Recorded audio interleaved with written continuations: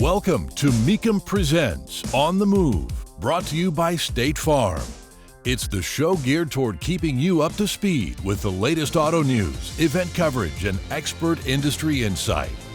Now, here are your hosts, Matt Avery and John Kraman. Hey, and welcome to another On the Move. We're so glad you've joined us. My name is Matt Avery. I'm executive producer of The Transmission.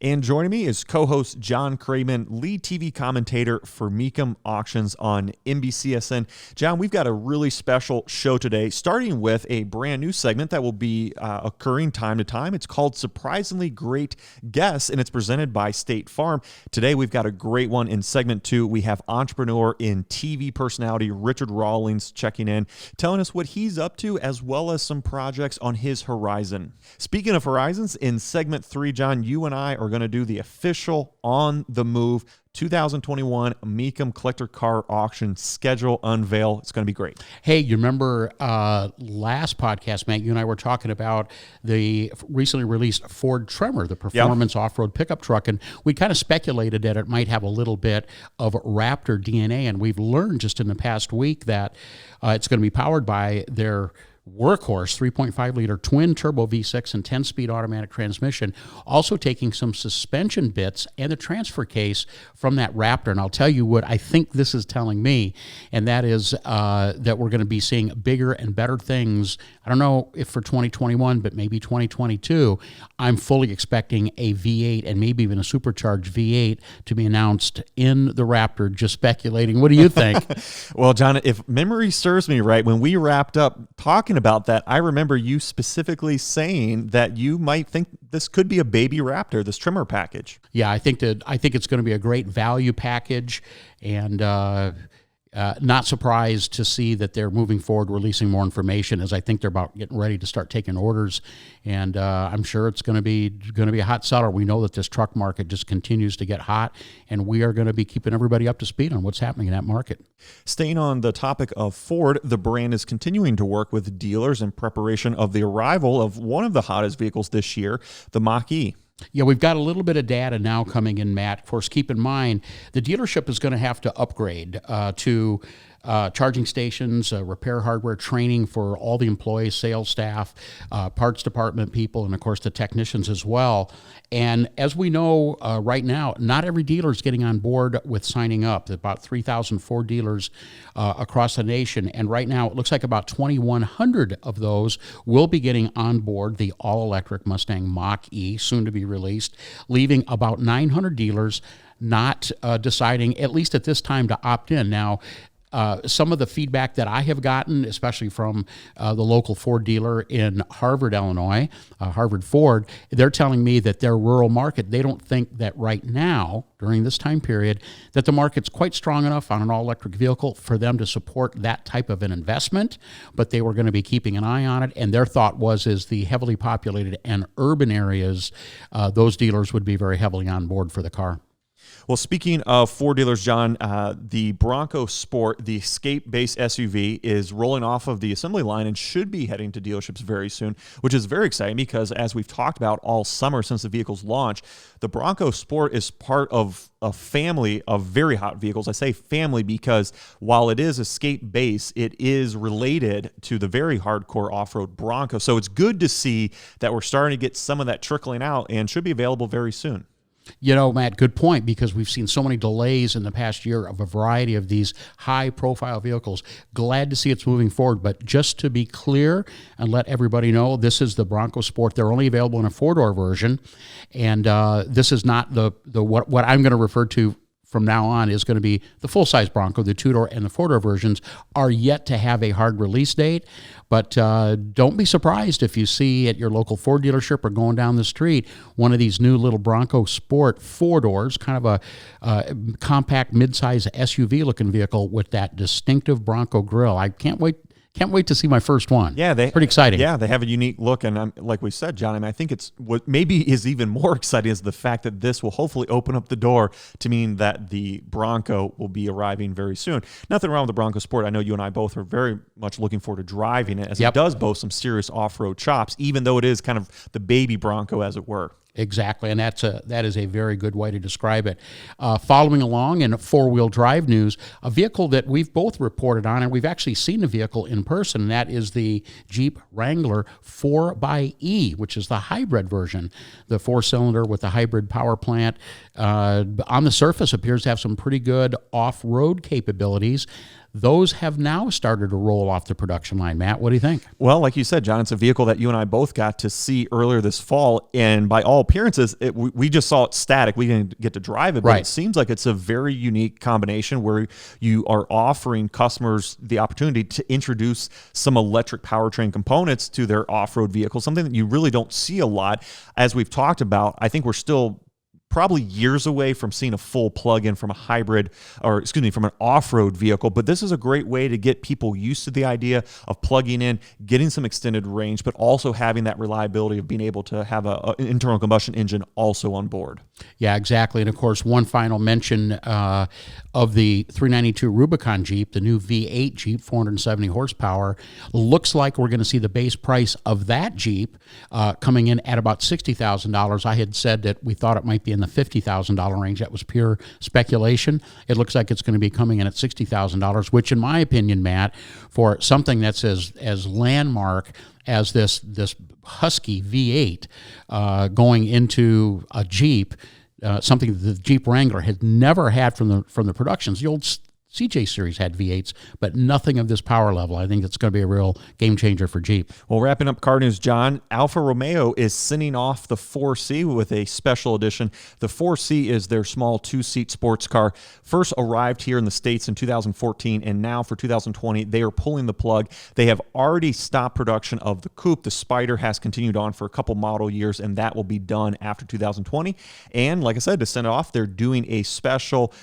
It's called the 4C Spider 33 Stradale Tributo in an honor. It's kind of a mouthful, yeah, John, but there's a lot of heritage here, and I think it's really neat. They are paying homage to a Alfa Romeo from 1967, also known as the 33 Stradale, and that was quite a legendary mid-engine sports car, very attractive. Many people consider that one of the first supercars, and so now they're replicating the looks of it. Those early ones were all red with black and gray wheels and black and tobacco interiors. So, of course, this modern version has all of that as well. Just 33 are going to be built for a price tag just under $80,000, coming in at $79,995. Now, John, nothing has changed on the powertrain. It is still a small turbocharged engine producing 237 horsepower and 258 pound-feet of torque. But I think my favorite part about the package, John, is that the 4C relies on a carbon fiber monocoque. And what they're doing for the special edition is they are giving it a red transparent finish. So it seems like it's going to be quite a looker when it comes out. And I think it's a great way to send off a super fun little sports car. Yeah, that's a nifty little car. My wife's brother-in-law, Tyler, actually has a couple-year-old 4C coupe. Absolutely loves the car and wanted specifically to get the coupe before they went out of production. He's a little bit sad that the whole line is now going out, but you hit it right on the head, Matt, where if they're going to send it off with the special edition, only 33 of these available, instant collectibles. Mecum Auctions is proud to bring you On the Move with Matt Avery and John Kraman. For more on the world of collector cars, head over to Mecum.com. Now let's get back to the show. Hey, Matt, we have a real superstar on the phone with us today, Richard Rawlings, best known probably as the star of Fast and Loud. They've been on the air since 2012. Car guy, former life experience as law enforcement, firefighter, paramedic, but as I'd said, well known as a TV guy and a car guy, and maybe just as importantly as an entrepreneur. Richard, thanks for coming on. We've got a little bit of announcement about some special Pontiac Firebirds, but before we get going there, fill us in on all the projects you've got going on today. Things are changing pretty rapidly, especially with the pandemic. So right now we're not filming because it takes so many people in one big room to make that happen. So we're taking a little break, and that's allowed me to kind of take a focus on everything that I do have going. And we've had Fast and Loud, Garage Rehab, Demolition Theater, Misfit Garage. I had a show called Shop Class on Disney Plus, and so it's been a wild 18-year overnight success. So to speak. But lots of good things happening, and I'm going to be making some changes in 2021, and I have stepped away from Discovery, and am going out with going to be making some announcements after the first of the year where I'm landing and what's going on. So it's all good stuff. We had a great run with Discovery, 8.5 solid years of being on the top of the charts, and it was just time to jump to another mountain that may be bigger and higher that I could climb. Cool. Richard, as John mentioned, you are bringing a very special pair of 1967 Pontiac Firebirds to the upcoming Mecum Kissimmee auction. Their story has been widely circulated. They're very well known, but for those who might be unaware, give us a rundown of exactly what they are and what makes them so special. Well, these cars are serial number 1 and 2, and they are the very first serial numbered Pontiacs out there. And of course, they're 67 models, which makes them the first year of the Pontiac Firebird period.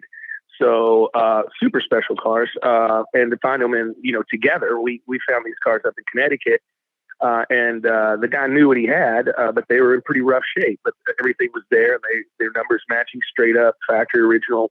And we restored these cars on Fast and Loud about 4 or 5 years ago, side by side simultaneously. And they're 100-point cars. I mean, they are perfect. They're exactly what they were supposed to be. And, being number 1 and number 2, I think is pretty awesome, because usually you find a low number car, but, finding that matching pair is pretty hard to get.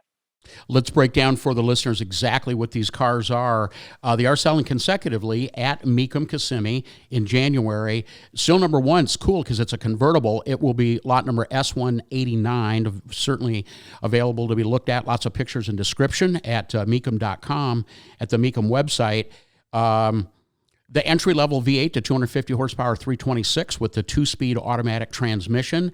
That is serial number 1, so the fact that it's red and it's a convertible is cool. And then the serial number 2 car is the first coupe with a little bit of a special engine. One of my favorites as a lifelong Pontiac guy, the 326 HO in that silver glaze coupe with the black vinyl top. It's a 4-speed car, and that high-output 326 rated 285 horsepower.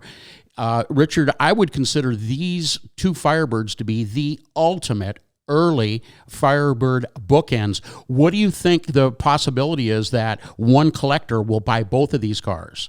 I think that's pretty highly probable, and I think that they should stay together. But hopefully we've got a lot of hands in the air, so to speak, and if number 1 gets away from someone, maybe they're able to get number 2, and so putting them that way, I thought was the best way to do it. Let's sell number 1 first and then number 2. And hopefully they go to the same guy or gal. And if not, then 2 people get to enjoy them.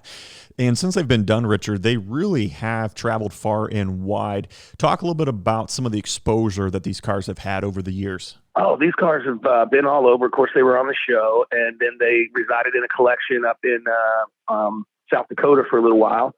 And believe it or not, I actually took them to Saudi Arabia last year for a big car event over there. Cool. Last year, right about this time of year, and I took 16 of my cars over there. So they are well traveled, but still 0 miles. They've got about 20 or 30 miles on each car, but they run and drive and are in tip-top mechanical condition and restoration. I would put the restoration we did on these cars up with the finest cars in the world. So many cars pass through your hands every single year, Richard, but give us an idea of what currently resides in your personal car collection. I think that with Gas Monkey, we kind of follow the trends, and we're always buying and selling. So it's kind of hard to say about my personal collection. It's kind of like it is my collection, but it's also inventory. There's a few that I wouldn't sell. I wouldn't sell my 68 Mustang that's built as a replica of the Thomas Crown Affair. And I own the first car that we ever built as a business.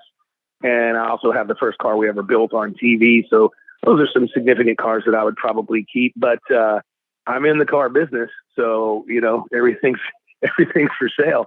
One of my favorite cars right now that I drive quite a bit, I actually bought from you guys at Pebble, I believe, a couple of years ago. It's a 1930 Cadillac Roadster. And I just love that car. I drive it all the time. Back to the Firebirds for just a final comment on that. Make it clear that these cars are certainly not going to be inexpensive, but are probably, at least in first-generation Firebirds, other than maybe a 69 Trans Am, the most desirable and valuable. Let's break down for the listeners what the value expectations are. The lot number S188, serial number 2, the first Firebird Coupe, will have an auction estimate of $115,000 to $135,000 as published in the catalog. And the very first, serial number 001, the red convertible, will have a value auction estimate of $175,000 to $225,000. Richard, how difficult was it to try to fix a price on a couple of cars that are so special with no real comparables out there? Well, that was the problem. There wasn't anything to compare them with, and quite frankly, it would cost more than $200,000 or right at that to do a restoration of this caliber on either one of those cars. So really, I wanted to put the reserves at or the estimates, at a compatible rate to get some hands in the air and get some spirited bidding. I fully, obviously, hope that they do a lot better than the estimates. And I think by putting those estimates at a reasonable rate, you're going to get a lot more people that are like, okay, these aren't priced out of the realm, and they're not wasting their time. They can get a hold of the car that's worth the money just in restoration costs. You've got so much passion for vehicles of all kinds, Richard.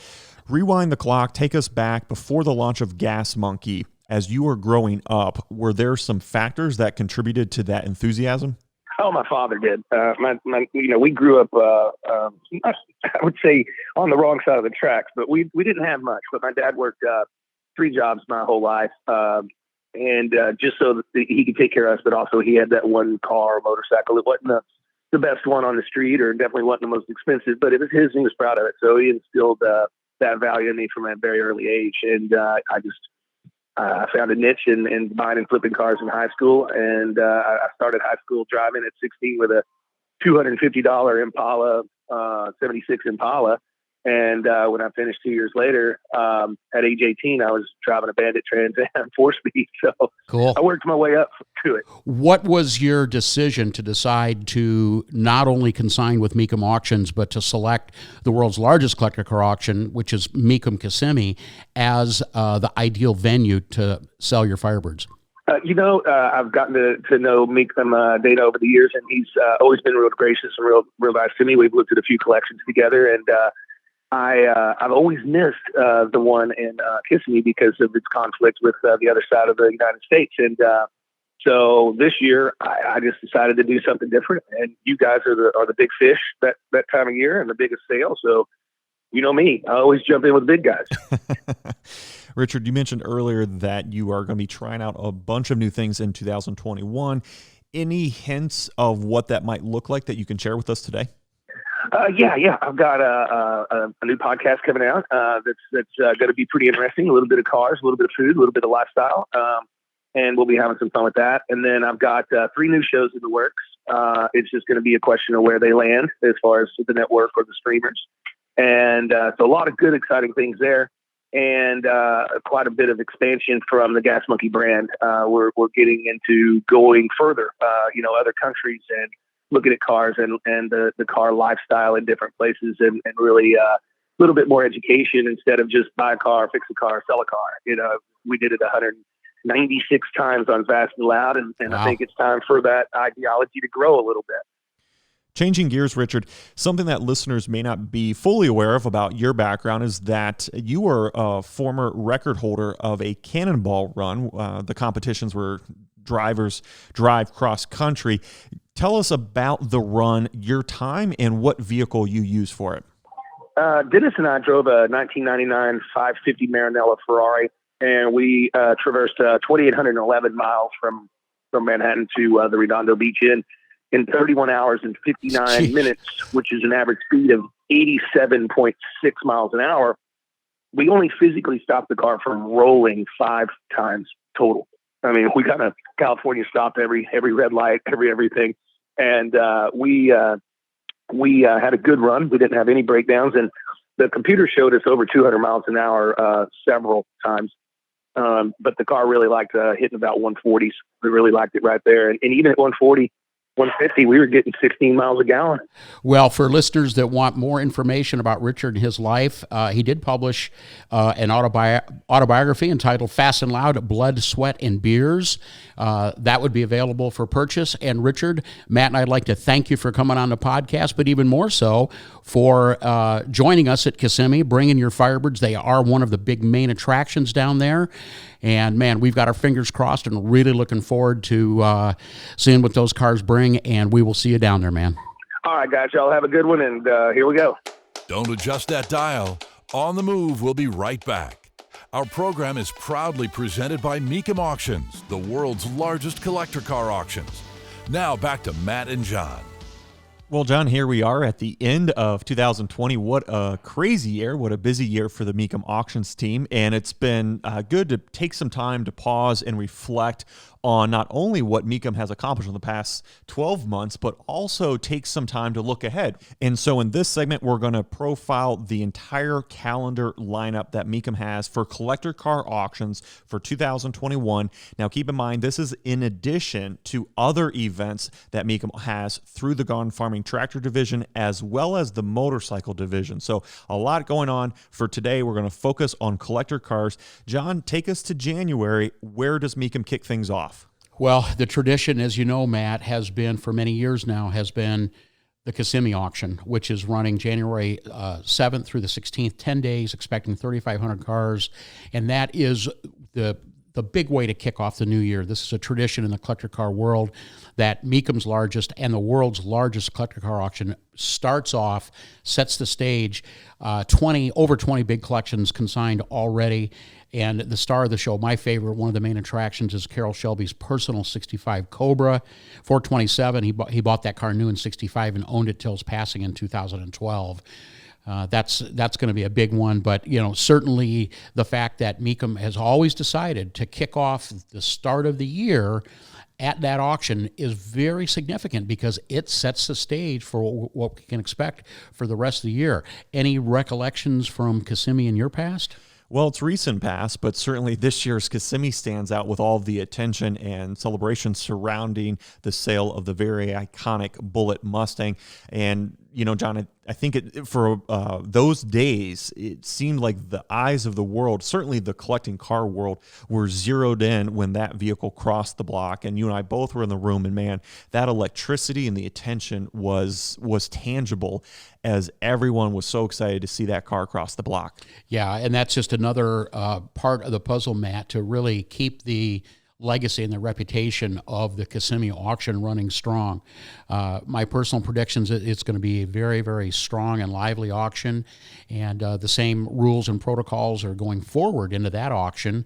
In fact, into as many auctions that we currently have scheduled with the kind of safety precautions that are in place that have just been so successful. So no reason at all to think why 2021 is not going to start off in a big way at Kissimmee.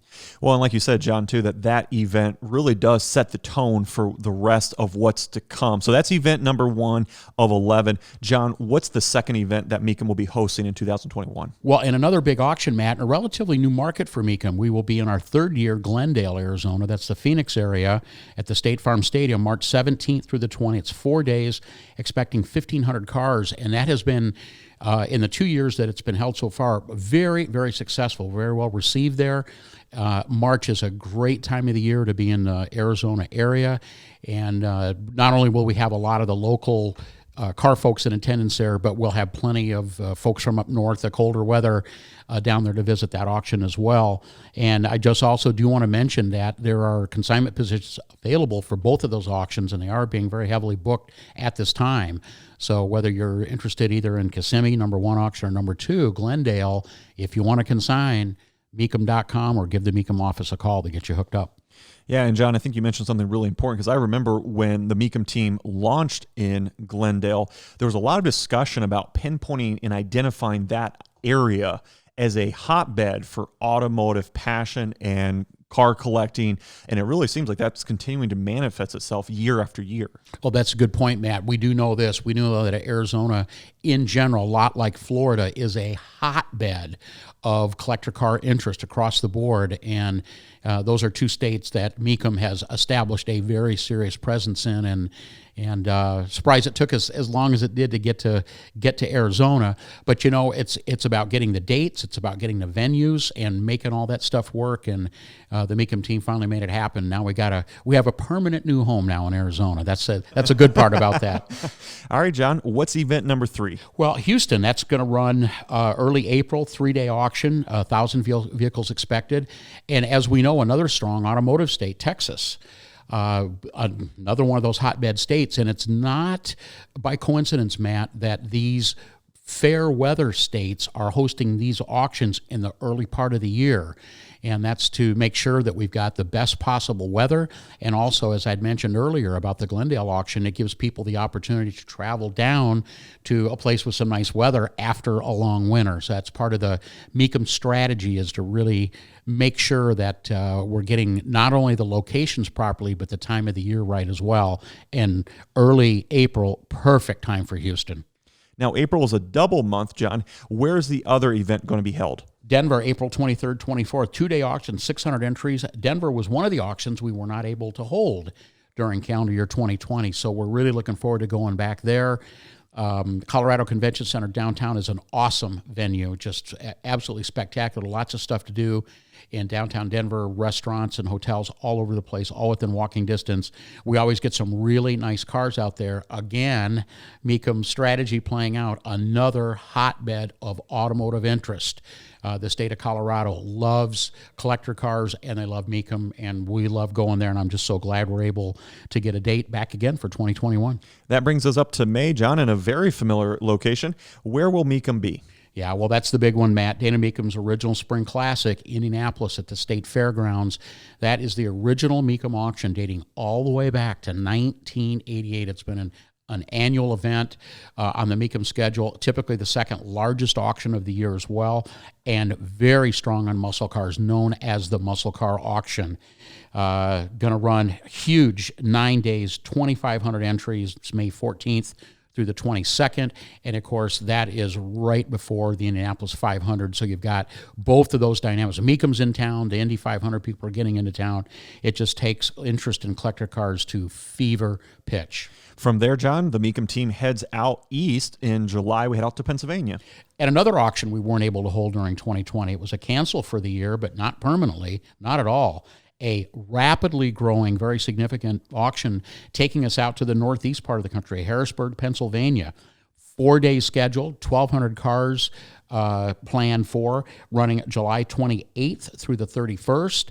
And as we know, more so than any other region in the country, Matt, so much of a very high percentage of the population of the country is within a fairly short, say within a 4 or 5 hour drive to the Harrisburg venue, somewhere in the 25 to 30% range of the total population. So we always get great cars, we always get great attendance, a lot of energy, and we always have a lot of fun out there. From there, John, we head back out to the West Coast for our August event. Yep, and we're going to be in Monterey, August 12th through the 14th, 3 days, 600 cars. And once again, Mecum kind of shifting gears a bit, Matt, where a 3-day auction with 600 cars doesn't, so it's like, well, wait a minute, you guys normally can do sometimes up to 300 and 400 cars in a single day, but we call it the daytime auction. And that's important because there's so much going on there during historic week.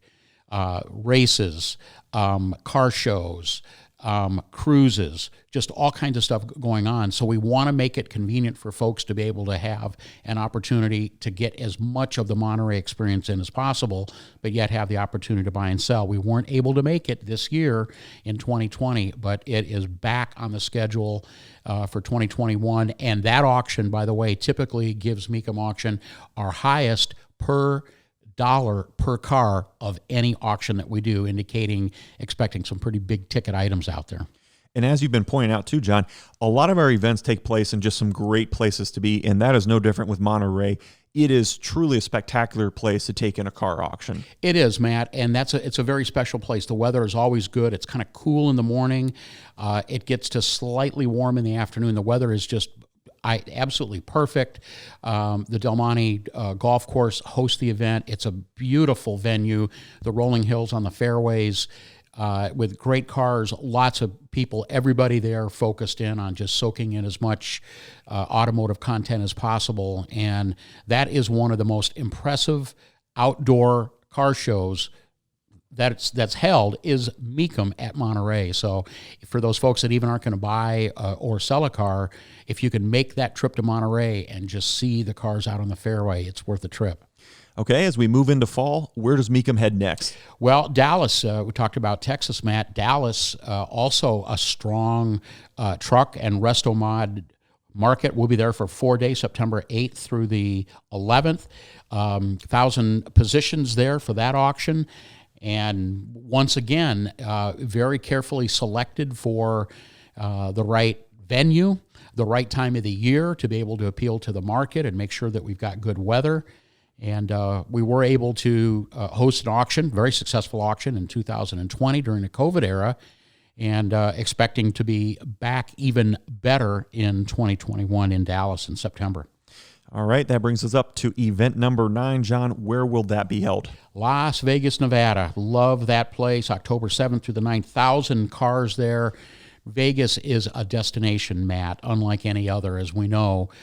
So many folks attend that auction that are not from the local Nevada, Las Vegas area, and that's what makes it really fun. It's a great, big, giant party with obviously the focus on the cars and the Mecum auction, but it truly is a celebration of fun, and no better place to be, especially that time of the year. October is beautiful out there. It might be a little warm, but certainly not hot.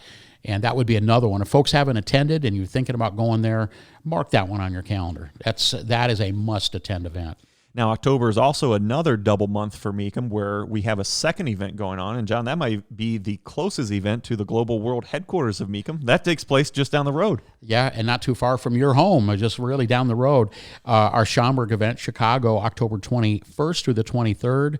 Schaumburg Convention Center, right across from the Woodfield Mall there in the Chicago area, the north side of I-90 for those of us from the area. 700 or 1,000 entries scheduled for that one, Matt. And that, again, has become a tradition. That's our homecoming. And that gives the Mecum staff, which here in our corporate headquarters in Walworth, Wisconsin, we're about maybe, an hour or so from the venue, roughly. About that. It gives the local folks and our hometown staff a chance to come to the auction, because a lot of the folks that work for Mecum never get a chance to actually attend in person. So that one's a lot of fun. We see a lot of our family members there, and a lot of our friends come out for that. And we get some pretty cool cars there as well. All right, John, our final scheduled event as of now, where will that be held? You know, Matt, Bartle Hall, downtown Kansas City, has become a home away from home for a lot of us at Mecum. The efforts put forth by the venue, which is one of our favorites. It spans a quarter mile in length inside. The check-in area, the staging area, the display area, the auction arena, all of our vendors, everything is under one roof. It's the downside of that, we're limited to about 750 entries just due to space in the building. But the upside is everything is all self-contained. Hotels surround the venue within walking distance. And we've been going there for so many years now. It's like I say, it's like a second home to all of us. And the entire city literally rolls out the red carpet for us. And that's been a tradition for many, many years to finish out the year in Kansas City with a December auction. And I'm so glad that that's happening for 2021 on that schedule.